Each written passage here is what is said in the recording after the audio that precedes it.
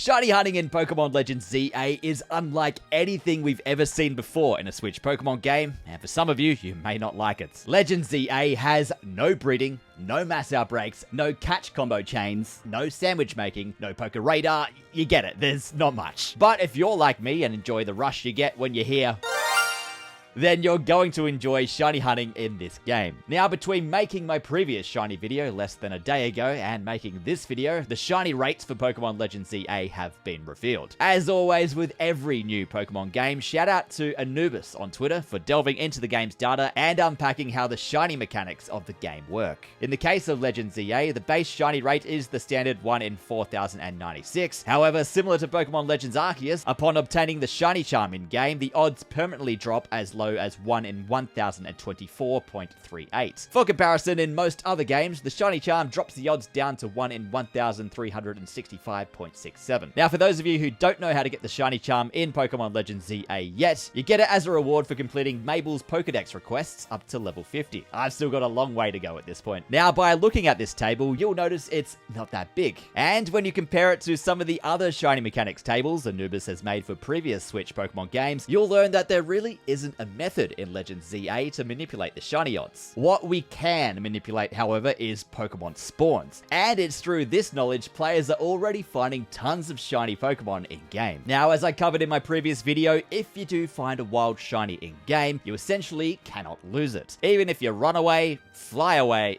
get knocked out, turn the switch off, change loading zone, or change the time of day, the shiny will remain in-game. Now, we've since learned through Anubis that the game will store up to 10 shinies in the overworld. If you spawn more shinies in-game, then your oldest shiny will despawn. So, RIP to the idea of decorating Lumio City with wild shiny Pokemon. The question is, though, how do you manipulate the spawns? It's actually very easy. Take, for example, this demonstration here, flying to a wild zone. As soon as you see this black tip menu screen, this is when the game changes the spawns of Pokemon. If I enter this wild zone, for example, you can see there's about a dozen spawns. If you fast travel again, this will reset each spawn in the area. If you repeatedly do this over and over again, you'll generate new spawns each time and eventually find a shiny. You don't even need to re-enter the wild zone in most cases, you can just spam fly. I'm just showing this off here for video purposes. And you don't have to worry about losing a shiny because, as mentioned, once they're spawned in, they're not going anywhere. Now, there is one specific area in the game you can spawn in almost 20,000 Pokemon each hour, and you don't even need to be holding the controller. That area is Wild Zone 3. In Wild Zone 3, there are on average about 13 Pokemon spawns. Sometimes I've seen about 12, other times I've seen 14. Usually there are 3 spawns in this corner of either Skiddo or Pancham, 3 spawns for Flabebe in the middle here and just to the side, 3 spawns in this corner of Pikachu, at least 1 or 2 spawns of Esper in this corner, and 3 spawns of Pancham or Litleo in this corner. Combine that with the Alpha Litleo at the bottom of the stairs and the Alpha Fletchling at the top of the stairs, and that's an average of about 15 Pokemon. Now, it's these stairs specifically that make hunting in this wild zone completely broken. Each time you go up or down the stairs, you'll get the black screen that will respawn Pokemon each time. When you're at the top of the stairs, you can look down and even see the Pokemon spawned down below. Now, you can go up and down these stairs about 22 times in the space of just under a minute. An average of 15 spawns times 22 staircase climbs equals 330 Pokemon spawned in the space of 1 minute. And 330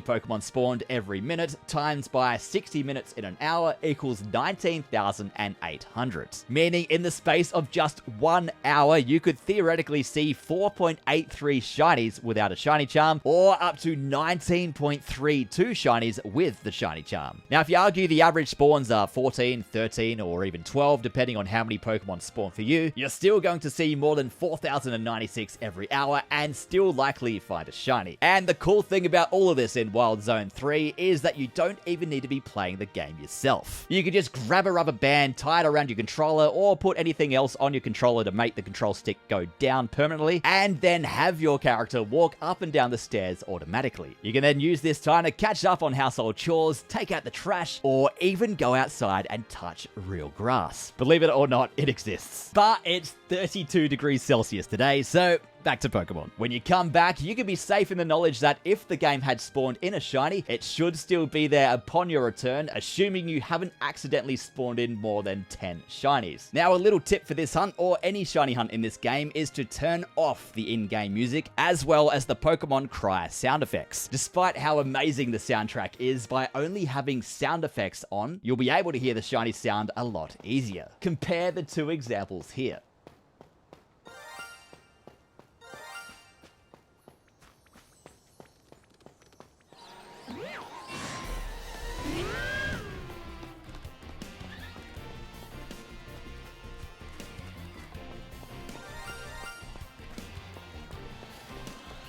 It's a lot easier, right? And the good thing about this game is that it will play the shiny sound effect when you're near, and then it will play the sound effect again when you actually see it on screen. Now, while I've got this conveniently spawned shiny Esper on screen, this is an example of how you can actually fail a shiny. Esper gets spooked very quickly in this game and can despawn if you're not careful. If you do have that happen to you and you lose the shiny, do not worry, as no autosave has occurred as of yet. Simply close the game and reopen it, and when you load back into the game, the shiny should still be there, and you'll get another shot at trying to catch it. If you were to have the shiny despawn, and then you successfully catch another Pokemon, this is when the game autosaves, and will cause you to lose your shiny, so be careful. Also note that if you've already caught some of the Pokemon that spawn in a Wild Zone, then they don't immediately respawn. Even in Wild Zone 3, if you've gone up and down the stairs again, the Pokemon will not respawn. I tried flying away to another Wild Zone and coming back to Wild Zone 3, and also flew to Hotel Z and re-entered into a different loading zone. However, upon returning to Wild Zone 3, the Pokemon still hadn't respawned, and they only respawned after a few more minutes of time had passed. So it seems to be a time-based thing. Let me know what experiences you guys had with trying to respawn Pokemon. So just to be safe, if you want to shiny hunt Pokemon while doing this method, make sure you haven't caught anything beforehand. Now, this auto hunt method really only works for Wild Zone 3, as with the other Wild Zones, when you do the fly method, you'll have to press plus to bring up the map, reposition your cursor on the map to fly to the Wild Zone again, and then press A. It's a bit of a mundane way to shiny hunt, but let's be honest, when is shiny hunting not mundane? Of course, this is only the first version of the game, and who knows what future changes to hunting we'll get with the DLC. Hell, even Pokemon Legends Arceus didn't even get massive mass outbreaks until version 1.1 of the game. So anything is possible at this stage. And in terms of one of the other best places to shiny hunt in the early game, where people have reported getting a ton of luck, look no further than Wild Zone 4, which is where I caught my shiny Spinarak. There are a bunch of spawns in the cemetery, and it's a great place if you're looking for your future shiny Mega Alpha Gengar. So close. But for now, full odds shiny hunters rejoice in the fact that these games really don't have a shiny hunting method, and for the shiny charm users, at least you get better odds than most other Pokemon titles when it comes to the shiny charm. What do you think? Is the lack of shiny hunting methods in this game a bad thing, or is it a breath of fresh air that makes shiny hunting a little bit of a challenge again? Let me know in the comments below. I've got more Pokemon Legends ZA videos on the way, so if you enjoyed this one and want to see more, hit like, subscribe, share, and comment if you found a shiny already. Thanks, Legends. My name's highly Instagram, but you can call me Matt, and as always, may all your shiny hunts be quick. Take care.